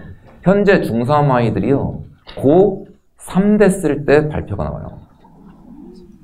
그래서 1년 차이로 볼 수 있다니까요, 우린. 1년 차이로. 그래서 그때 보면 역시나 좀 그럴 것 같아요. 여기는 난이도 차이가 크므로 공통 과목을 잘 보는 아이가 선택 과목 점수 높은 아이보다 점수가 나올 가능성은 매우 높을 것 같습니다. 그러니까 조금 더 여기까지 얘기 드리는 건요. 여기가 중요한 게 아니에요. 내신도 그렇고요. 지금부터 어머니들은요. 고등학교 졸업할 때까지 몽창 내신이에요. 선행은요. 딱 그때만 하시는 겁니다. 고등학교 올라가면 딱 겨울방학, 여름방학 그때 꼭 수투까지 하실 필요도 없어요. 수원까지만 하셔도 충분해요. 여기까지가 이 수능 시험 범위가 의미하는 바예요. 여기까지가. 그러니까 여기 이렇게 좀 자세히 좀 얘기했던 건요. 너무 어머니들 사이에 카더라 통신이 너무 많아요. 수학을 하려면 여기까지 선행은 기본이고요. 막 수학 선행을 안 나갔더니 고등학교에 가서 망했다고 하는데요. 저는 그것도 이해가 안 가요. 이 동네에서 과연 선행 안 하는 애가 몇 명이 있는가. 이렇게 말씀드리면요. 전 반대 경우도 많아요. 저희 반 1레벨이요. 올해 정도, 3학년 1레벨이 올해 정도 선행을 뺐지 작년까지는요. 고등학교 가기 전에 1레벨 아이들도 미적 원만 했어요. 맨날 수학 1, 2 있죠. 바뀌기 전에. 1학년 때부터 계속 그것만 가르쳤습니다. 그럼 그 아이들이 과연 학교에 가서 망했는가? 일단 그 아이들이요. 지금 고1 1레벨에 있는 거기가 한 100명이 좀 넘어요. 그렇게 했던 애들이 거의 다 10등 안에 들어가요. 고1 1레벨 중에. 그리고 그런 아이들 중에 정말 잘하는 아이는요. 이번에 경기고 갔는데 거기서 1학기 내신 평점이 1.04예요. 과연 선행 게임인가? 제가 고2, 고3 진도 나갈 때도 선행을 나가는 게 중요하지 않다고 말했는데요. 이젠 더더욱 크게 외치겠죠. 선행이 문제가 아니다. 그래서 이제 다음 이게 제일 중요하잖아요. 좀 여기까지 정리 좀 되시나요? 예, 여기선 내라고 하시는데요. 항상 신기한 일이 벌어져요. 문을 열고 나가잖아요. 새로 포맷되면서 꼭 그러십니다. 아, 그래도 깁생은 너무 느린 거 아니야? 예, 좀 다시 좀 얘기 드리면요. 일단 이 중고등 수학의 연계성이 좀 중요한데요. 수학이 개통약문이에요. 어디가 무너지면요. 실제로 다 무너질 수밖에 없는데요. 우리 아이들이 현재 여기까지 끝난 상태예요. 시험이. 근데 여기서 보실 건요. 화살표가 쫙 나가다가 수학까지는 가는데요. 갑자기 여기서는 화살표가 없어져 버려요. 이거 오해하시면 안 된대요. 저거 딱 보더니 허허 수학원 수학2부터는 아무 상관이 없구나. 우리 아이들 빨리 여기부터 달리자 막 이러시는데요. 그러실까봐 문제 몇 개를 좀 보여드릴게요. 그래서 가장 문제가 이겁니다. 수학하면 선행이냐 심하냐. 선행은 좀 얘기 드렸죠. 이제 선행을 나갈 시기엔 지났고요. 내신을 생각하시면서 열심히 심화를 하셔야 되는데요. 여기서 이제 어머니께 좀 보여드릴 거 문제를 좀 보여드릴게요. 제가 이제 지금부터 보여드릴 문제는요. 우리 아이들이 심화 문제 열심히 풉니다. 오늘 이상한데요. 예, 심화 문제 되게 열심히 하잖아요. 그리고 수학하면 선행도 선행인데 어머니 머리를 아프게 하는 게 있어요. 심화. 그러면서 항상 답답해 하시죠. 우리 아이는 중학교 거면 A급도 풀었고 모두 풀었고 한데 심화가 약해요. 그리고 요즘에 고등학교 거 배울 때 제일 많이 보는 책이 있잖아요. 검은 책이요. 예, 블랙라벨을 막 풀고 풀었는데도 심화가 약하다는 진단을 받아요. 그 이유가 무엇인지 좀 어머니 좀 아셔야 되는데요. 수학할 때 심화 문제만 열심히 풀어보잖아요. 그 풀어본다가 문제입니다. 어디가 방점이 찍히면 푼다가 아니가요. 본다가 문제예요. 그래서 아이들이 문제는 어려운 걸 많이 푸는데요. 그래도 심화를 못하는 이유가 있습니다. 첫 번째는요. 어려운 문제 풀 때 아이들이 그 문제 구별을 못해요. 그러니까 푸는 그 순간은 되는데요. 좀 더 다른 문제를 내잖아요. 구별을 못하는 게 첫 번째입니다. 그래서 좀 보시면요. 여기 1번 문제가 있고 2번 문제가 있어요. 이거 고등학교 그냥 학교 내신인데요. 갑자기 인상 쓰지 마시고요. 풀라는 거 아닙니다. 예, OX 퀴즈입니다. OX 퀴즈. 1번 문제, 2번 문제 같은 문제일까요? 다른 문제일까요? 예, 생긴 모습을 보면 비슷해 보이잖아요. 그래서 같은 문제 같아요. 우리 아이들도 이걸 딱 보면요. 같은 문제인 줄 알아요. 그래서 1번은요. 이 세 개를 이용해서 곱셈 공식 이용해서 푸는 문제인데요. 2번 아이는요. 얘랑 완전히 다른 문제입니다. 그러니까 아이들이 문제 조건을 보면서 이게 같은 건지 다른 건지도 모르고요. 그러니까 2번 문제를 푸는데 1번처럼 식을 쓰면요. 항상 식이 모자라요. 그러니까 어려워지죠. 그럼 다시 2번 문제, 3번 문제 같은 문제일까요? 다른 문제일까요?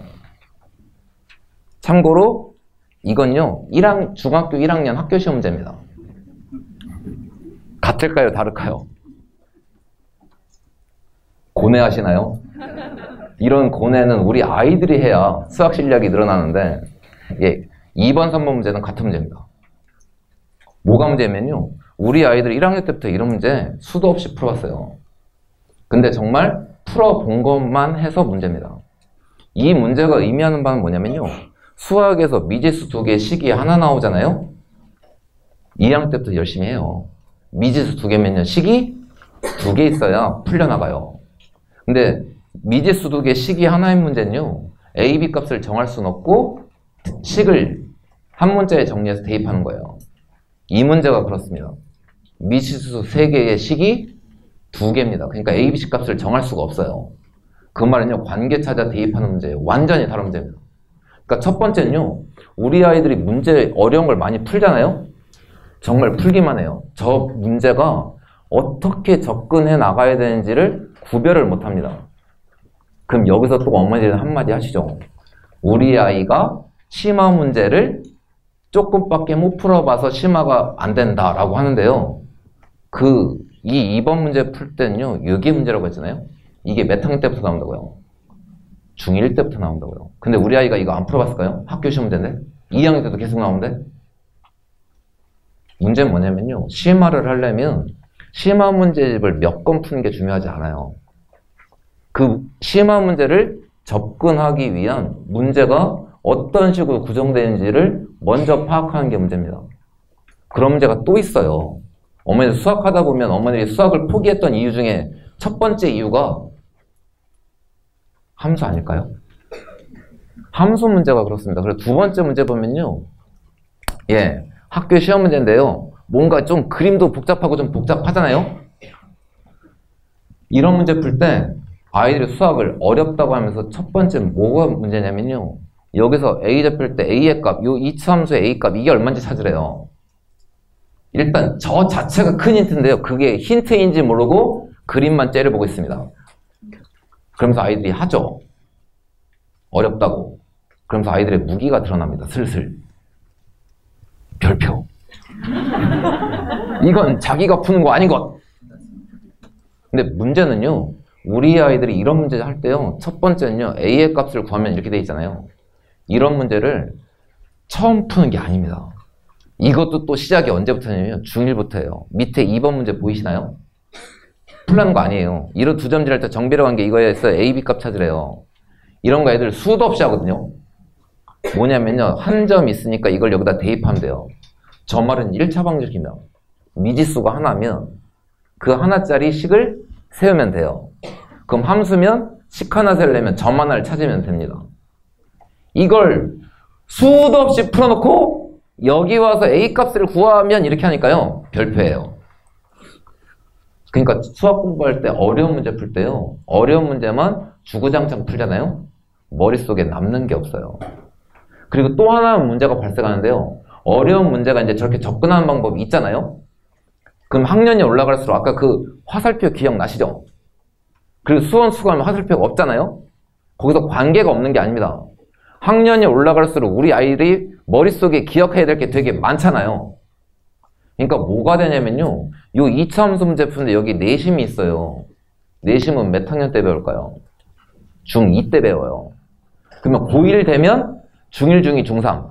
그래서 지금 3학년 1레벨 데리고 미적분 2 하는데요. 아주 갑갑해 죽겠어요. 분명히 미적분 2예요. 그럼 미적분에서 걸려야 되잖아요. 거기 계산은요. 기본 공식 좀 답답하긴 한데요. A4 용지 있죠. 글자 크기 10으로 앞뒤로 해서 한 장 반만 공식을 외우면 기본 공식은 돼요. 근데 조금 어려운 문제를 풀려고 하잖아요. 갑자기 막 나옵니다. 중학교 도형이 나오고 수학 상하가 나오고 수원 수투가 나오면서 거기가 무너지니까 미적분 2가 안 돼요. 그러니까 또 하나가 안 되는 이유가 이거예요. 이렇게 접근법은 찾았는데요. 실제 이제 문제를 풀려고 하니까 그 전에 배웠던 과거의 내용 있죠. 그걸 끌어내야 되는데 끌어내질 못합니다. 영어 단어 테스트랑 똑같아요. 아이들 영어 단어 테스트 볼 때 그거 아시죠? 시험 보기 전까지는 죽기 살기 외웁니다. 근데 내자마자 아이들은 항상 기억에서 지워야죠. 그래야 새로운 게 입력되니까. 수학도 마찬가지입니다. 애들이 그렇게 공부를 해서 심화를 백날 풀어도 맨날 거기서 거기에요. 그래서 하나 더 보면요. 이제 고등학교 과정 배울 때가 더 문제입니다. 이제 이 문제 보면요. 이번에 올해 경기여고 학교 시험 문제인데요. 이걸 만족한 정수의 값을 구해보세요. 이렇게 돼 있잖아요. 그래서 문제가 뭐냐면요. 풀이 1번이 있고 풀이 2번이 있습니다. 저 문제요. 아이들이 안 풀어봤을까요? 저런 유의 문제가 어머니 센 수학은 아시죠? 센 수학 B단계에도 나와요.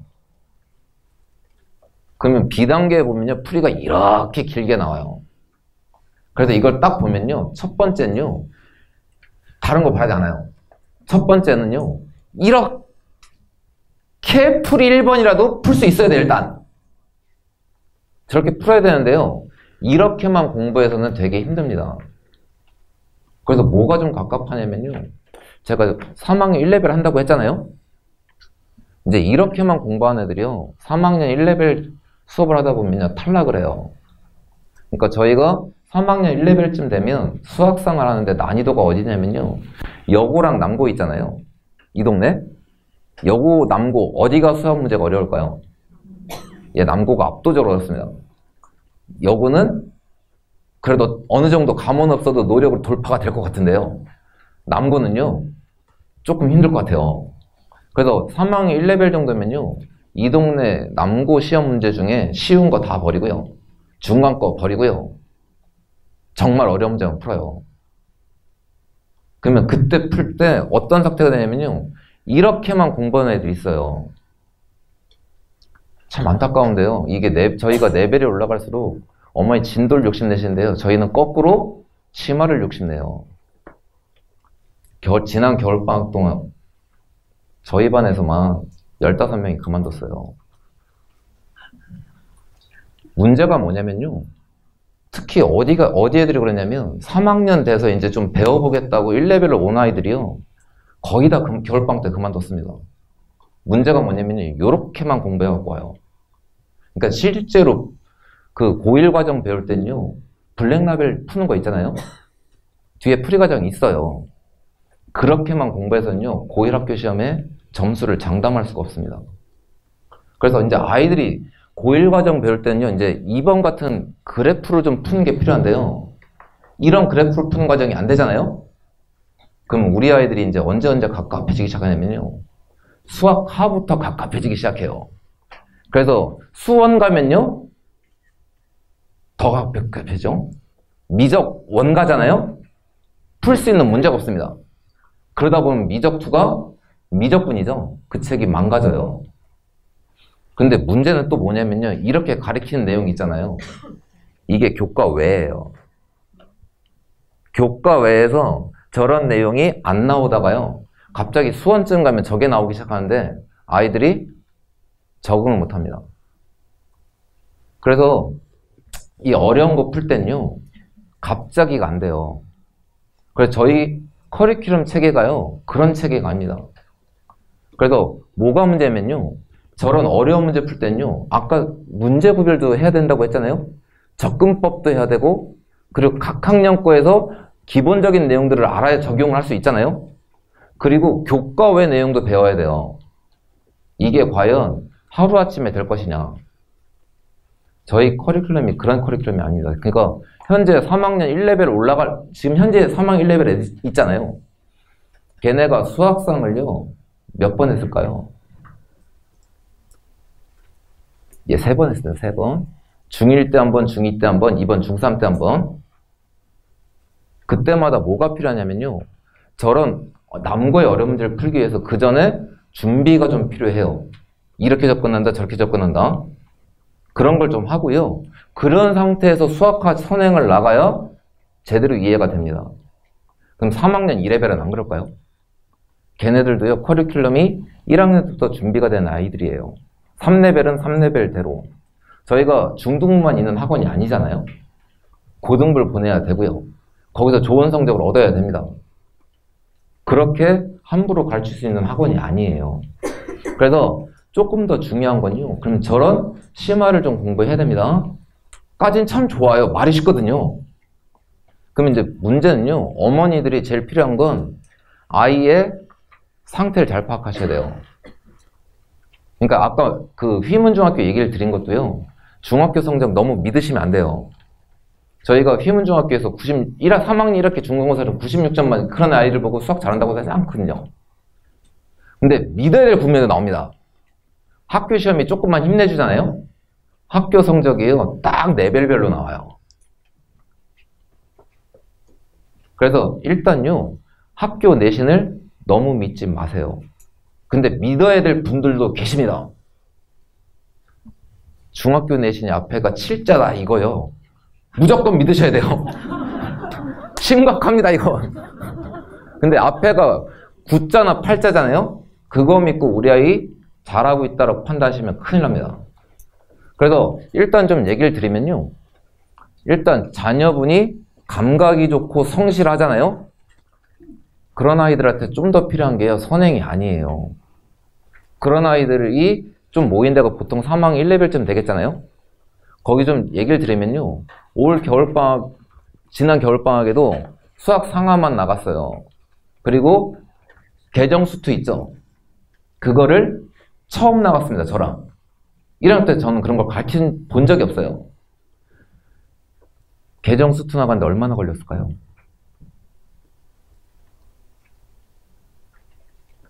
개정수투면 미적분 1이에요. 처음 배워요. 한 달 반이면 끝납니다.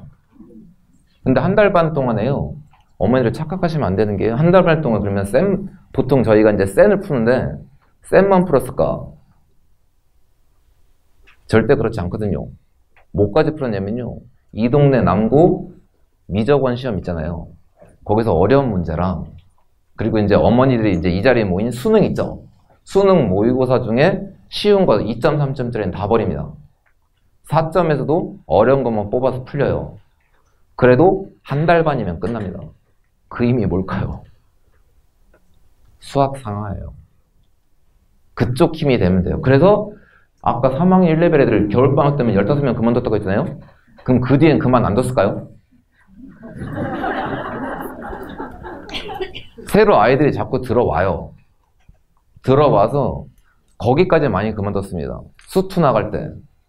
저는 뭐라 푸는데 아이들이 수학상 할 때 그런 걸 들어본 적이 없던 거죠. 그냥 세상이 새로워요. 그러다가 그만두다가요, 그런 아이들이, 그러니까 새로 들어온 아이들이 저희 학원 애들보다 진도가 느렸을까요?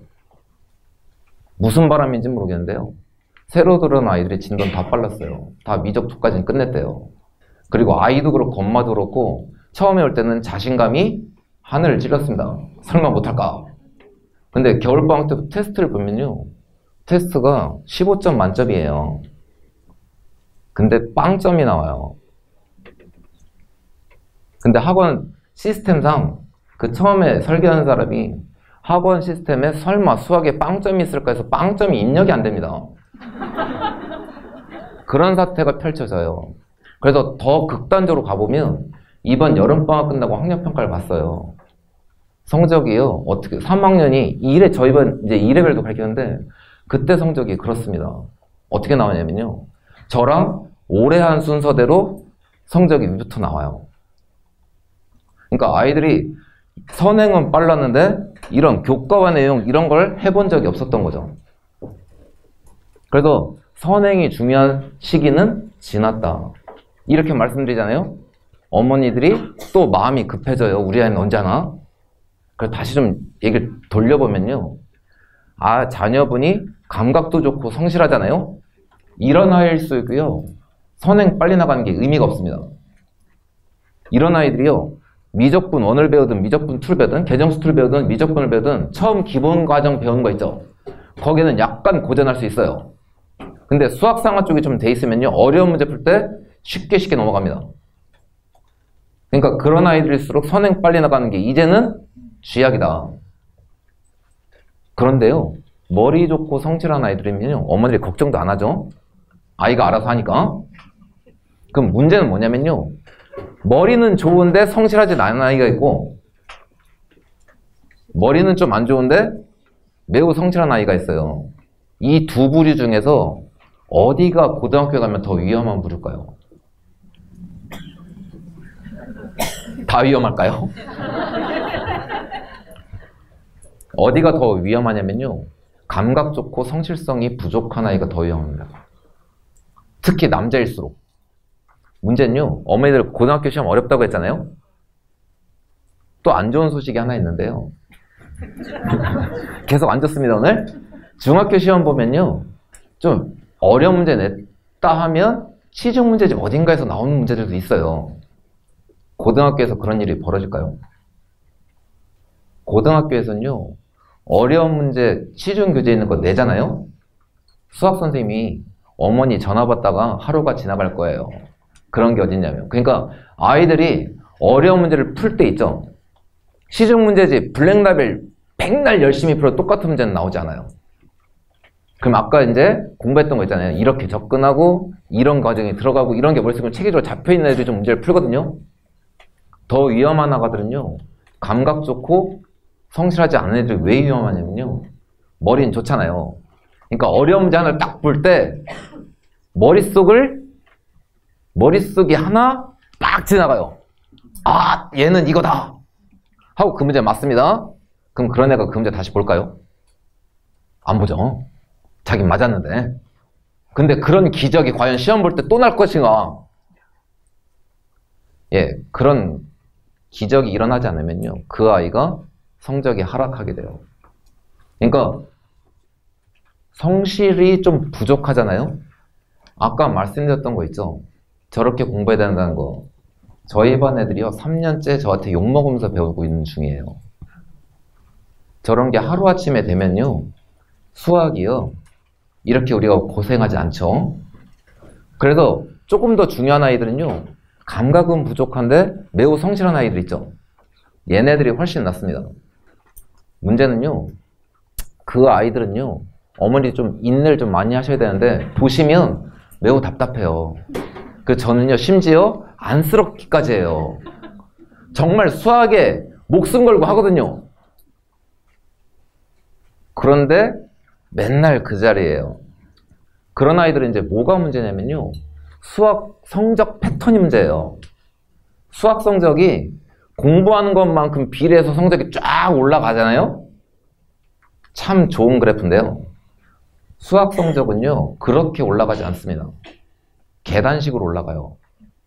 그러니까 쭉 공부를 해도요, 쭉 원래 성적 그대로 갑니다. 그러다가 어느 순간 성적이 점프를 해요. 계단식으로. 그 점프한 순간이 언제냐면요, 어려운 문제를 많이 풀면서 문제 구별을 하고 이렇게 접근하고 저렇게 하는 게 머릿속에 일정량이 쌓이지 않으면 수학 성적은 쉽게 올라가지 않아요. 근데 대부분 아이들이요, 수학 감이 좀 부족하고 성실한 아이들 있죠. 거긴 아이는 버텨요. 누가 못 버티냐면 어머니들이 못 버텨요. 얘는 열심히 하는데, 그러면서 맨날 하는 게 시험 문제 맨날 푸는데 성적은 안 온다, 맨날 오십니다. 그런 아이들은요, 어머니 정말 인내를 갖고 기다리셔야 돼요. 그래서 그 평행선을 달리는 그 구간 있죠. 그런 아이들이 대부분 그 평행선을 달리는 구간에서요, 어머니든 학생이든 둘 중에 한 명이 포기하게 돼요. 그러다가 어느 순간 다시 공부를 하게 됩니다. 그러면요, 그 평행선이 쭉 가다가 이어져서 가는 게 아니라요, 다시 원상복구예요. 쭉 가다가 어느 순간까지 좀 기다리셔야 됩니다. 그래서 그런 어머니들 같은 경우에는요, 다시 한번 말씀드린 게 수학 상하 있죠. 몇 번이라고 보셔야 돼요. 근데 그 상담하다 보면 꼭 그런 분들이 계세요. 수학 상하 지금 3번째 받고 4번째 보면 지겨워요. 그러면서 또 하시는 말이 있습니다. 쌤을 봤는데 또 보나요? 저는요, 수학 문제집 여러 번 보는 거 좋아하는 사람이 아니에요. 쌤이나 뭐 알핀 등등 많잖아요. 그런 시중 문제집 보면요, 책 이름만 바뀌어 있지 문제는 똑같아요. 숫자만 바뀌어 있지. 차라리 같은 책 여러 번 보는 게 아이가 도를 끼치는데 더 도움이 됩니다. 그래서 쌤을 봐도요, 한 번 봤잖아요. 너무 지저분하게 풀었으면 한 권 더 사서 한번 줘보세요. 신기한 일이 벌어집니다. 분명히 틀렸던 거 오답부터 했을 거잖아요. 다시 풀면요, 또 틀려요. 그럼 우리 아이들이요, 학교 시험을 볼 때도 그냥 어렵게 내는 게 아니라 분명히 아까 문제 보였던 거 있죠. 중학교 1학년 때 했던 그런 문제들을 기반으로 만들어요. 사람이 만드는 문제입니다. 그래서 그런 아이들 같은 경우는요, 풀었던 문제 계속 풀어보는 거 있죠. 그런 아이들은 선행이 쥐약이에요. 그걸 계속 풀면서 자기 걸로 만들어놔야 나중에 어려운 문제에 접근할 가능성이라도 보입니다. 근데 여기서 또 욕심을 내세요. 그 주변 카드 통신 때문에 이대로 가면 선행이 너무 늦다. 그럼 그런 아이한테 선행을 나가잖아요? 애가 성실하니까요. 기본 공식은 외워요. 근데 거기에서 조금 더 힘을 내잖아요? 하나도 모릅니다. 근데 더 무서운 애는요. 그런 아이들은 문제를 외워버리거든요. 한 2달쯤 지나잖아요? 뭘 배웠는지 책 이름만 기억나요. 그러니까 선행이요. 감각이 좀 부족하고 성실한 아이들 같은 경우에는요. 많이 나가지 마시고요. 배웠던 곳 계속 풀기 있잖아요. 그래서 아까 그 말 드린 거예요. 수능 시험 범위가 더 이상 선행 게임이 아니다 이제. 그게 하나 있고요. 그 다음에 마지막은요. 그 아이가 감각도 부족한데 심지어 성실하지도 않아요. 예, 이런 어머니들요. 너무 좌절할 필요 없습니다. 지금 고3이었으면 약간 좌절을 해서 뭔가 힘을 내는다고 했는데요. 지금 수능 시험 범위가 그렇지 않아요. 지금 중3 거부터라도 열심히 하잖아요. 그 아이 아직 중3밖에 안 됐잖아요. 이제 1, 2년 사이에 무슨 일이 벌어질지 그 누구도 알 수 없습니다.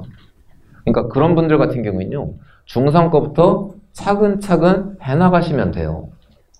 쉽게 포기하지 마시고요. 저희도 그런 아이를 포기하지 않습니다. 되셨죠?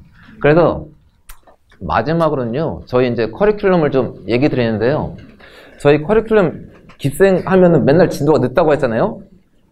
저희가 일단 1레벨부터 7레벨까지가 있는데요. 저희가 느린 학원이 아니거든요. 그러니까 되는 아가들은 빨리 나갑니다. 근데 안 되는 아이들 데리고 빨리 나가봐야 소용없음을 너무 잘 알기 때문에 레벨별로 진도 차이가 좀 벌어져요. 그래서 1레벨 같은 경우에는요. 고등수학 상 있잖아요. 여긴 개념 설명이 한 줄도 없습니다. 그냥 남고 시험 문제를 풀어 제끼기만 해요. 그러니까 이 고등수학상 심화 문제 풀이가 남고의 어려운 문제예요. 그리고 이제 겨울방학 동안에 수학하고 수학 원 심화까지가 겨울방학에 끝나게 됩니다. 그래서 쭉 가면요. 미적분이면 현재식으로 미적분 2예요. 거기에 기본하고 응용까지를 좀 배우게 돼요. 그럼 2레벨은 과연 느냐? 여기도 수학상 심화를 하잖아요. 이게 좀 있는데요. 2레벨의 수학상 심화는요. 1레벨이 아까 남고 심화 문제 푸는 거였잖아요. 2레벨은요. 이 동네 여고쯤 있죠. 여고쯤에 심화 문제를 풀어요. 그러니까 남고 쪽 심화 문제를 풀려면요. 여고 쪽 심화 문제를 좀 풀어보면서 그 개통하고 그걸 좀 정리를 해내야 남고 거에 좀 적응이 돼요. 그래서 최고 실력비 2레벨은요. 그래서 기본 수트 응용까지 좀 배우게 되고요. 3레벨 보면 실력을 배우는데요. 저기는 이제 또 교재가 뭐냐면요. 저희 1, 2, 3레벨에는 그걸 씁니다. 그 교재 이름이 고등 내신 기출 심화 1레벨은 블루, 2레벨은 레드, 3레벨은 그린을 쓰는데요. 이제 단계별로 이 2레벨이 푸는 여고 어려운 문제 있잖아요. 그게 한 방에 풀리면 좋겠는데 그렇지가 않습니다. 그걸 접근하려면 고등수학 기출 중에서 많이 나오는 유형들이 있어요. 얘는 이렇게. 그 몇 가지가 좀 기억이 돼야 2레벨 게 돼요. 그러니까 3레벨은 거기에 맞추고요. 4레벨은요. 좀 아쉽게 얘네가 지금 무슨 심화할 때가 아니고요. 그러니까 응용까지는 가는데 일단 4, 5레벨쯤 되면요. 그 고1 과정 있잖아요. 거기서 말하는 기본 공식을 제대로 쓰고 익히는 게 일단 먼저입니다. 그 다음에 6레벨, 7레벨 이쪽 가면요. 얘네는 선행 없습니다. 그냥 3학년 1학기 거 열심히 하길 바라요, 일단. 그래서 이렇게 좀 진행이 돼서 그러니까 저희가 절대 느린 게 아니고요. 그러니까 여기 2레벨만 해도요. 좀 퇴원하는 아이들이 좀 많아요. 내용이 어려워서. 그러니까 다시 한번 좀 기억하실 건요. 이제 선행하던 때가 아니에요. 고등학교 내신도 만만치 않고. 그래서 선행보다는 자기 학년 거 위주로 그리고 고1 내신을 목표로 중3 1년을 보내야 내년 이맘때 예비고일 설명회 가셨을 때 우리 아이 조금 수학 좀 되는 거라고 조금 자신감을 얻으실 수 있을 것 같습니다. 이상 마치도록 하겠습니다.